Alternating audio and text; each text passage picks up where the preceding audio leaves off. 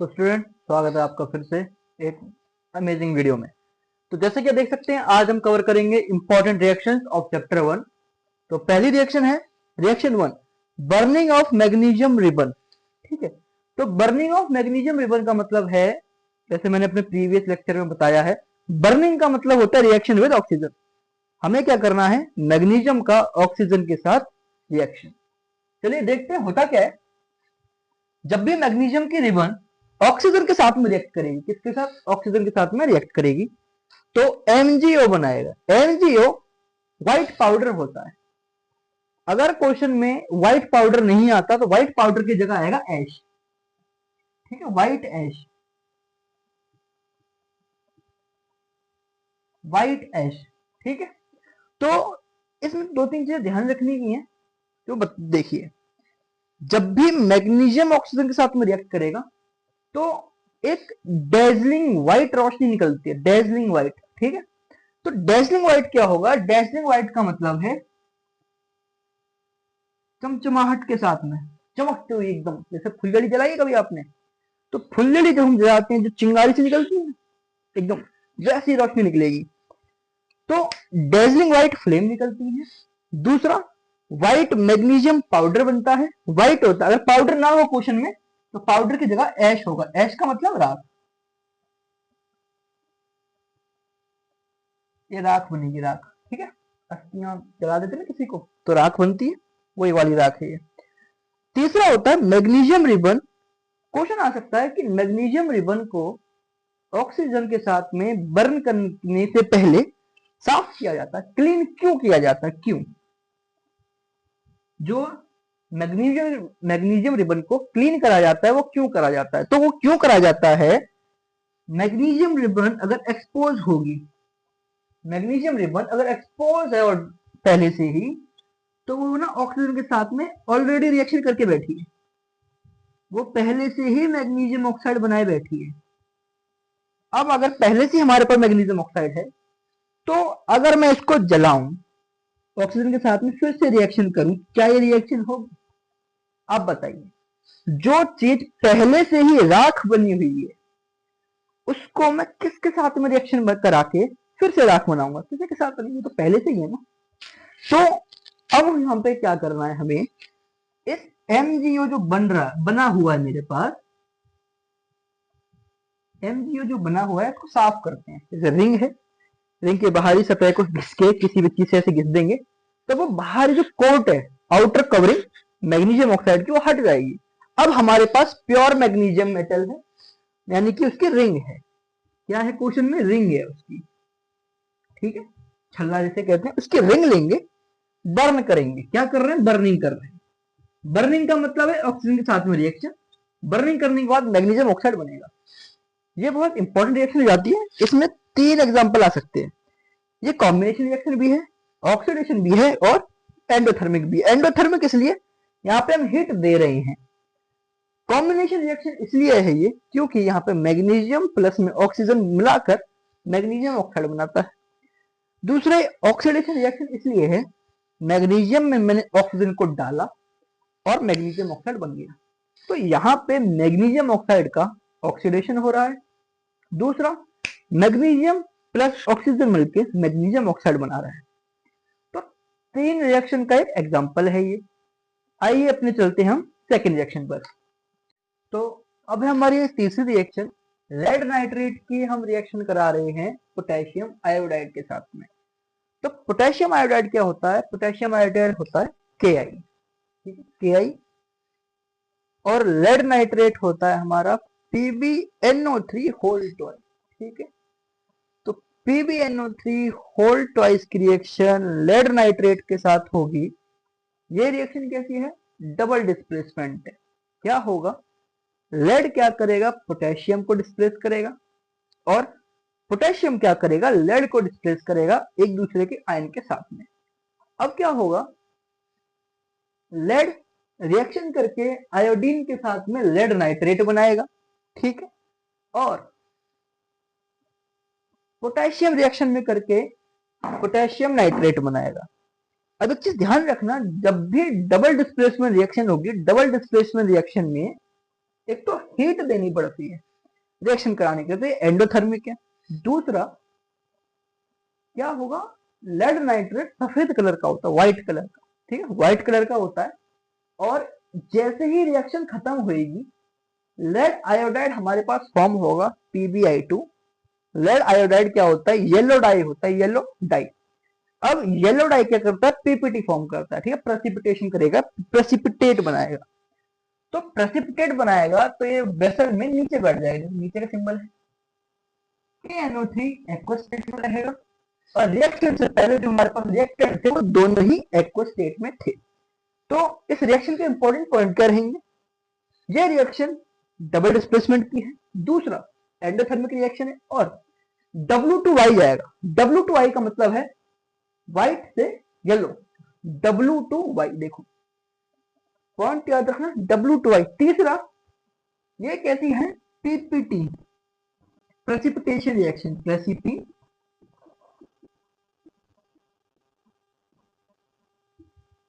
Precipitation reaction. तो जब भी लेड नाइट्रेट आए यानी कि W2I चलना है, व्हाइट सब्सटेंस तुम्हारा येलो सब्सटेंस में क्रिएट होगा और वेसल के नीचे बैठ जाएगा, जो भी कंटेंट तुमने लिया होगा वो उसकी सतह पर नीचे आ जाएगा और पोटेशियम नाइट्रेट डिजोल्व रहेगा। तो ये पूरी रिएक्शन है, ये कंप्लीट बैलेंस रिएक्शन, इसको ध्यान में रखना। पेपर में कॉन्सेप्शनल बेस्ड क्वेश्चन आ सकता है, नहीं तो डायरेक्ट भी पूछ लेगा कि लेड नाइट्रेट की रिएक्शन पोटेशियम आयोडाइड के साथ कराएंगे तो क्या बनेगा।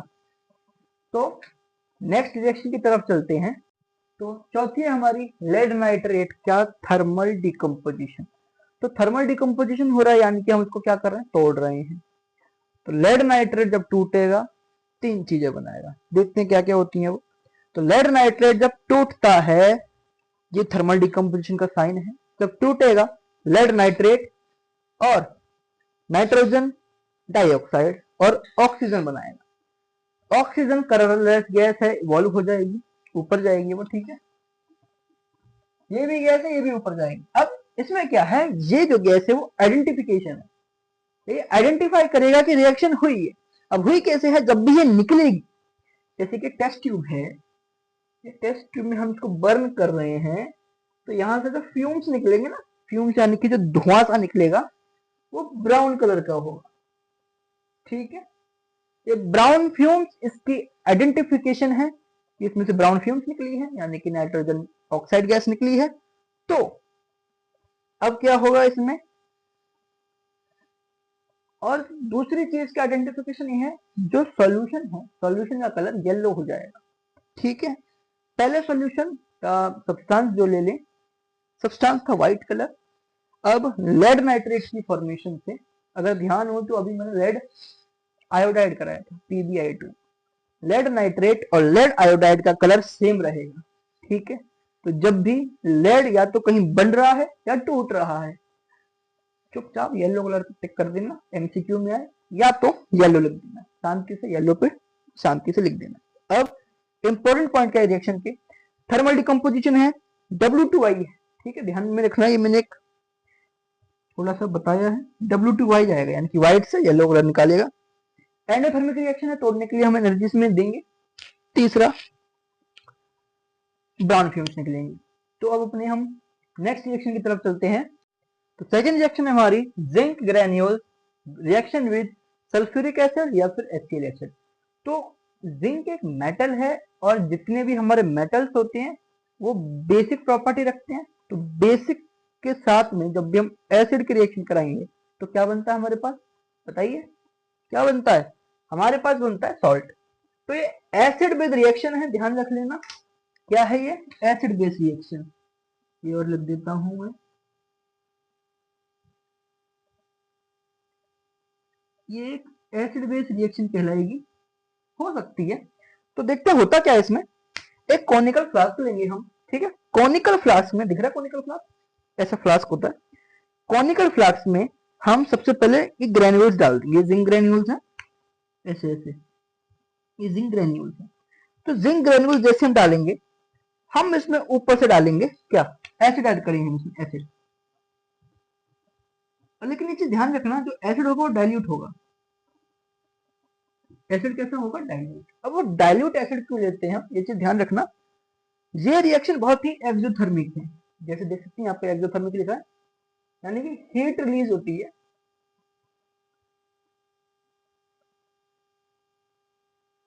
हीट रिलीज होती है हाई अमाउंट में, हाई अमाउंट में हीट रिलीज होती है। तो जैसे ही हाई अमाउंट में हीट रिलीज होगी, एनर्जी इंक्रीज हुई, तो टेम्परेचर इंक्रीज होगा, तो टेम्परेचर इंक्रीज होगा तो वेसल के ब्लास्ट होने के चांसेस बढ़ सकते हैं, वेसल के ब्लास्ट होने के चांसेस बढ़ सकते हैं, इसलिए हम डाइल्यूट एसिड लेते हैं। ठीक है, अब ये रिएक्शन है क्या, जैसे ही हम जेडन, जेडन जिंक, जेडन होता है हमारा जिंक, इसके हमने ग्रेन्यूल्स लिए, ऐसे छोटे छोटे पीसेस के आते हैं, जैसे बचपन में जो रोटी पैक करके देती मम्मी सिल्वर फॉइल में, तो इसकी बॉल बना के थक के देना, तो उसकी जैसे छोटी छोटी बॉल सी समझ लो, टेढ़ी मेढ़ी सी, तो ऐसी शेप के लगभग लगभग होती है।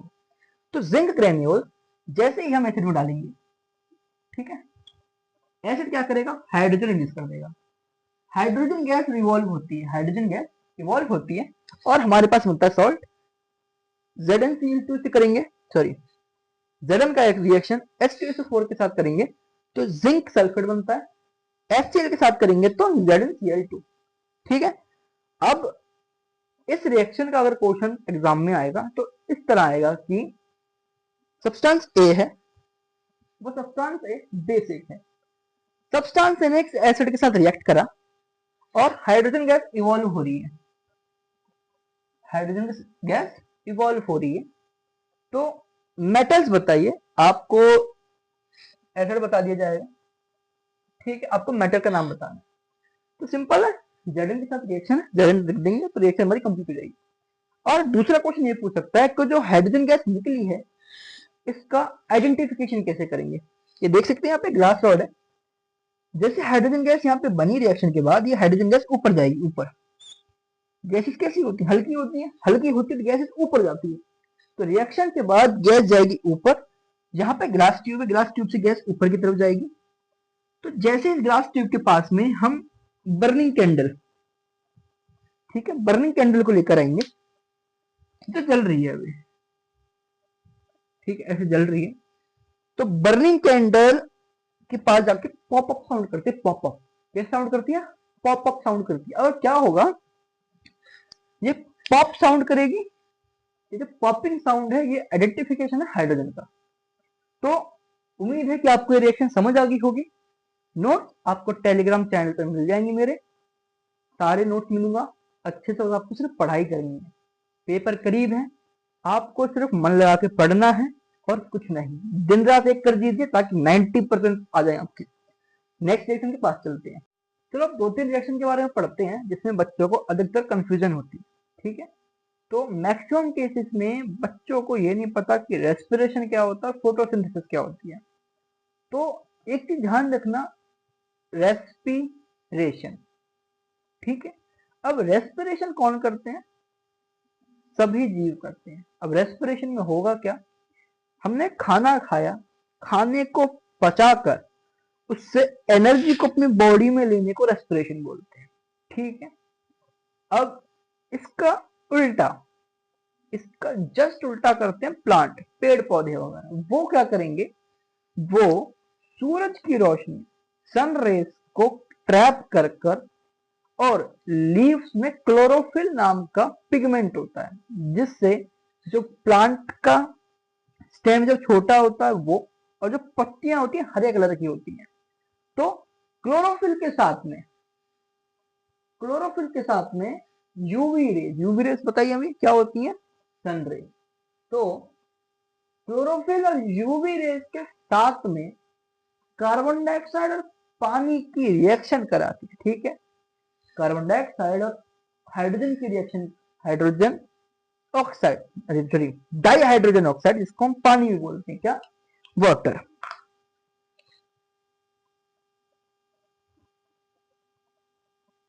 ठीक है, अब क्या बनेगा, ग्लूकोज बनता है हमारे पास, यानी कि वो चीज बनती है जिसे हम पचा रहे होते हैं। देख रहे हो, प्लांट का थोड़ा उल्टा होता है, जिस चीज को हम पचा रहे हैं वो चीज वो बना रहे हैं, उनका एनर्जी का सोर्स ग्लूकोज, तो ग्लूकोज बनता है। ग्लूकोज का सिंपल से याद रखना 1:1 पे चलता है, क्या 121 रेशियो पे चलेगा, किसमें 121 1:1 1:1 कैसे ध्यान रखना, ये रेशियो बता रहा हूं मैं 1:1 रेशियो, यानी कि जितने कार्बन हमने लिए हैं, कितने कार्बन है 6 कार्बन है 6, जितने कार्बन हमने लिए उसका डबल हाइड्रोजन, फिर से ऑक्सीजन, जितने कार्बन 1 डबल फिर से 1, तो C6H12O6 ग्लूकोज का फॉर्मूला होता है, और 6CO2 प्लस में 12H2O मिला के ग्लूकोज बनता है। साथ में क्या बनेगा चीज ध्यान रखना, 6O2 प्लस 6H2O, यानी कि 6 मॉलिक्यूल ऑक्सीजन के 6 मॉलिक्यूल H2O को। कहते हैं ना कि प्लांट ऑक्सीजन देते हैं, अब ऑक्सीजन आई कहां से, फोटोसिंथेसिस से आई, यानी कि फोटोसिंथेसिस के 2 बाय प्रोडक्ट हो गए, 2 कौन कौन से, एक तो वाटर, ये सब बाय प्रोडक्ट है, बाय प्रोडक्ट, इनको मैंने बाय प्रोडक्ट क्यों बोला है, ये मेन प्रोडक्ट है, ये बाय प्रोडक्ट है। बाय प्रोडक्ट का मतलब है मैंने एक कंपनी खोली, मुझे टेक्निकली कुछ जैसे जूते की मैंने कंपनी खोली, मुझे जूते बनाने, अब मैंने जूते बनाए, मुझे साथ ही साथ में उसके फीते बनाने होंगे, ठीक है, शू लेसेस और बनाने पड़ेंगे, तो ये कुल मिला के जूता है, ये इसके शू लेसेस यानी कि साथ में बन जाएंगे, कोई दिक्कत नहीं, अलग नहीं है, साथ में बनेंगे। अब क्या होगा, O2 बाहर रिलीज हो जाता है, एक्स पानी भी बाहर ट्रांसपिरेशन के थ्रू रिलीज हो जाता है। अब इसमें मेजर डिफरेंस क्या है, रेस्पिरेशन जो जीव जंतु करते हैं एनर्जी लेने के लिए, ठीक है, खाना पचा के एनर्जी लेने के लिए, एक हीट लिखा है मैंने यहाँ पे, हीट, तो ये एक्सोथर्मिक रिएक्शन है, हीट रिलीज हो रही है। अब हीट रिलीज कैसे होगी, यानी कि एनर्जी जब बनी हमारी बॉडी में, एनर्जी बनी तो एनर्जी भी हीट होती है, और फोटोसिंथेसिस उसी वक्त क्या होता है, एंडोथर्मिक रिएक्शन। अब बोलोगे एंडोथर्मिक रिएक्शन कैसे है, एंडोथर्मिक रिएक्शन इसलिए है क्योंकि वो सन रेस को ट्रैप कर रहा है, ठीक है, सन रेस को ट्रैप करने के बाद ग्लूकोज 6 मॉलिक्यूल ऑक्सीजन के 6 मॉलिक्यूल पानी के बनाएगा, ठीक है। यहाँ पे 2 रिएक्शन और लिखी है जिससे क्वेश्चन एमसीक्यू में और 2 या 3 मार्क्स के क्वेश्चन में पूछा जा सकता है। इस रिएक्शन में ध्यान दीजिए, ये लिखा है क्विकलाइन कैल्शियम ऑक्साइड, ठीक है, क्विकलाइन में हम पानी मिला देंगे, यानी कि reaction with hydrogen dihydrogen oxide के साथ करेंगे, H2O के साथ करेंगे, हमारे पास बनेगा स्लेक लाइन, ठीक है, स्लेक लाइन बनेगा और हीट निकलेगी। अब यहाँ पे हीट निकल रही है तो ये भी एक्सोथर्मिक रिएक्शन है, ठीक है ना, जब भी हीट निकलेगी एक्सोथर्मिक। अब क्विक लाइन से स्लेक लाइन बना, क्विक से क्या बना, क्विक से स्लेक बना, क्विक से स्लेक बना, याद करोगे 2-3 बार रिएक्शन को रिपीट करोगे, 2-3 बार लिख के देख लोगे, रिएक्शन याद जाएगी। बैलेंस तो तुम कर ही लोगे, कुछ नहीं करना, जितने कंपाउंड यहाँ है उतने कंपाउंड यहाँ पे बराबर कर देना, रिएक्शन बैलेंस। अब पानी मिलाए स्लेक लाइन बन गई। अब एक क्वेश्चन आता है, अब वो क्वेश्चन ऐसे आएगा कि एक कंपाउंड है, उससे हमने दीवारों पे व्हाइट वॉशिंग कर दी, ठीक है, यानी कि पुताई कर दी, इन शॉर्ट में मैं आपको बताऊं, पुताई कर दी। अब पुताई करने के बाद, ठीक है, पुताई करने के बाद क्या होगा, 1 या 2 दिन में वो चमक आती है। घर में जब भी पेंट कराया होगा तो जब पहला कोट लगता है ना, पहले कोट के बाद जो चमक नहीं आती, तो 1 या 2 दिन के बाद चमक आती है, ठीक है, यानी कि शाइनीनेस आती है, शाइनीनेस। वो शाइनीनेस एक गैस की वजह से आती है जो वो रिएक्ट करके बनाता है, ठीक है। अब वो रिएक्ट करके क्या बनाएगा वो क्वेश्चन है, ठीक है, रिएक्ट करके क्या बनाएगा, तो ध्यान रखना, कैल्शियम हाइड्रोक्साइड से हम व्हाइट वॉशिंग करते हैं, क्या करते हैं, व्हाइट वॉशिंग करते हैं कैल्शियम हाइड्रोक्साइड के साथ में। कैल्शियम हाइड्रोक्साइड एटमॉस्फेरिक CO2 यानी कि जो आसपास में CO2 है उसके साथ रिएक्शन करके कैल्शियम कार्बोनेट बना लेगी, क्या बनाएगी, कैल्शियम कार्बोनेट। तो यही सब्सटेंस हमारा 1 या 2 दिन में, 1 या 2 दिन में चमकता है, मतलब शाइन मारता है क्योंकि कमरे में पेंट हुआ है। तो अब एक चीज ध्यान रखना, जो हमने पेंट कराया, व्हाइट वॉशिंग कराई है, ठीक है, पेंट अलग, व्हाइट वॉशिंग पेंट से पहले, जो हमने पुताई कराई है उसमें चमक आई है, उसका जो फॉर्मूला है और जो हमारा फॉर्मूला मार्बल का होता है, किसका? मार्बल। मार्बल नहीं कह रहा मैं, एवेंजर्स नहीं चल रहे हैं यहाँ पे, मार्बल। मार्बल नहीं है, मार्बल है। मार्बल यानी कि कंचे वगैरह, चूना पत्थर वगैरह, उनकी बात कर रहा हूँ। उसका भी फॉर्मूला सेम है, वो भी calcium bicarbonate, sorry calcium carbonate है। तो ये चीज ध्यान रखना, अगर एमसीक्यू टाइप के क्वेश्चन आ जाए कि name the compound which chemical formula is similar to the marble, ध्यान में रखना क्या आएगा? कैल्शियम कार्बोनेट आएगा। ठीक है, एक दो रिएक्शन और बची हैं, उनको और देख लेते हैं, फिर हम अगले दिन नेक्स्ट चैप्टर एसिड बेस में सॉल्व करेंगे।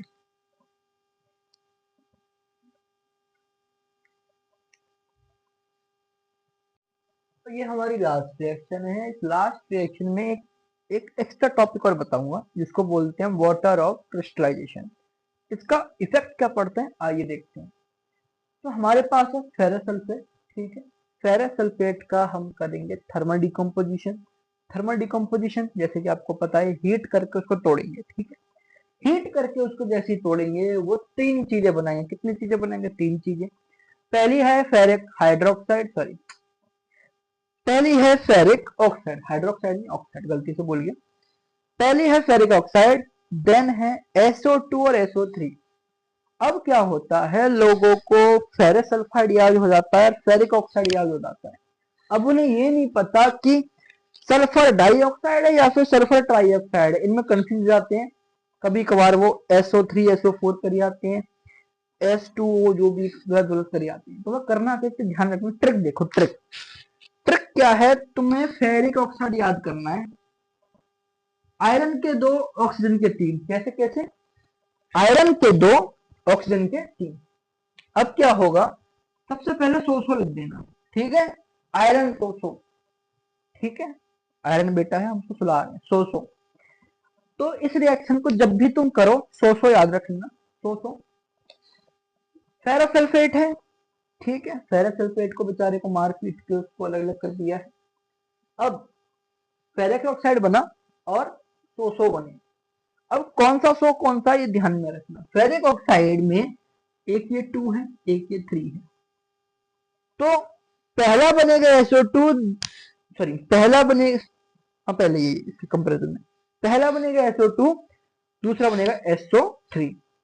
तो ये 2 और 3 यहां से देख लेना, F2O3 से F2O3, तो 2 3 लगा देना 100 के आगे, रिएक्शन कंप्लीट हो जाएगी। और एक बैलेंस रिएक्शन है, ध्यान में रखो, 2 Fe है, 2 Fe यहाँ पर है। ठीक है, 4 दूनी 8 ऑक्सीजन है, चलो ऑक्सीजन देखते हैं। 3 3 2 5 5 3 8। तो बैलेंस हम ऐसे ही कर लेंगे, सिंपल रिएक्शन है, ऐसी कोई हार्ड नहीं है। अब जो मैं एक टॉपिक बता रहा था उसको बोलते हैं वाटर ऑफ क्रिस्टलाइजेशन। क्या है? Water of crystallisation. अब इसमें होता क्या है, ये एक्चुअली में कलर डिसाइड करता है। क्या करता है? कलर। ये है एक्चुअल फॉर्मूला फेरस सल्फेट का। इसके साथ में होते हैं 7H2O। इसके पास 7H2O होगा तो एक क्रिस्टल फॉर्म में होगा। किसके फॉर्म में होगा? क्रिस्टल फॉर्म में। यहां पर जो है FeSO4, ये FeSO4 हमारे पास एक्वस है। ठीक है, ये क्रिस्टल फॉर्म में नहीं है, इसके 7H2O हटा रखे हैं हमने, तो ये रिएक्शन कराएगी ये। ठीक है, नहीं तो अगर क्रिस्टल होगा तो पहले क्रिस्टल टूटेगा, देन ये रिएक्शन होगी, तो बहुत ही टाइम कंज्यूमिंग रिएक्शन होगी। इसलिए हम इसको पहले ही एक्वस मान के सॉल्व करते हैं। ठीक है, या क्रिस्टल भी लिख सकते हैं, कोई ऐसी बड़ी बात नहीं है, बस टाइम कंज्यूम होगा और कुछ नहीं है। अब क्या होगा, ये 7H2O का एक काम हो रहा है कलर देना। तो फेरस सल्फेट का कलर होता है ग्रीन। ठीक है, जब मैं बोल रहा हूँ कि हीट कर रहे हैं, इसके साथ क्या कर रहे हैं? हीट।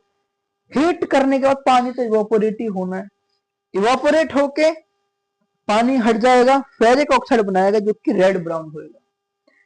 कलर चेंज, इसका आइडेंटिफिकेशन है, ग्रीन से रेड ब्राउन कलर जाएगा।